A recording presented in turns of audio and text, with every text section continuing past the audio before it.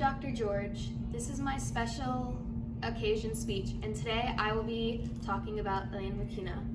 Elena Mukhina was the Soviet Union's next gymnastic star until she wasn't. Here's the tragic story of the Daisy Dot gymnast, Elena Mukhina.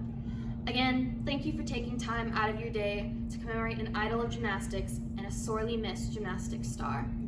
Many gymnasts like me admired her ability to soar and her ability to breathe new life into the sport of gymnastics. So today I'm going to talk about her humble beginnings, her rise to the top, and her tragic downfall.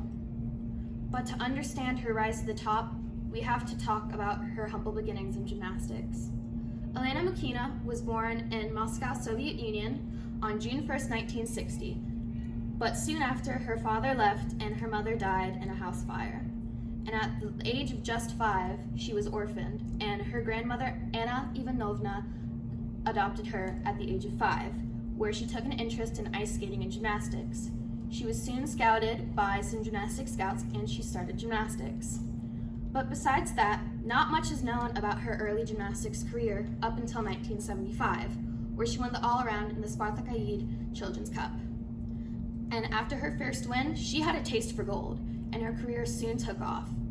After her first win, her coach, Mikhail Klemenko, started taking her more seriously as a gymnast, and over the next 3 years, she would go on to win numerous competitions around the world. Her first international win came in 1977 in Oviedo, Spain, where she won gold on the balance beam and the uneven bars. And later that year, she took the gold medal in the floor exercise, uneven bars, and balance beam. She also won silver in the all-around and bronze in the vault at the European Championships. And Elena was on top of the world in 1978 when she became the world champion in the team event, all-around, and floor exercise. She was also the runner-up on the uneven bars and balance beam.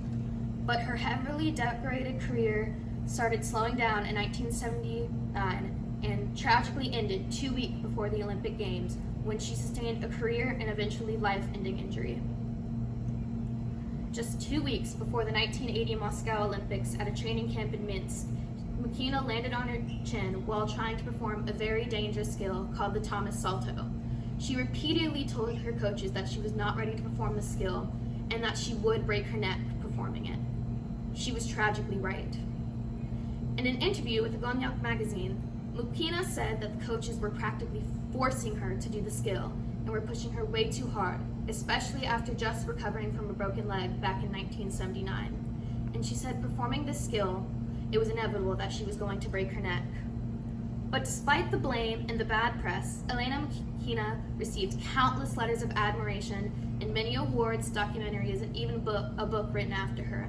She was also considered by some to be an Olympic heroine, even though she never made a formal appearance in the Olympics. But sadly, on December 27, 2006, Elena Mukhina died from complications with tetraplegia.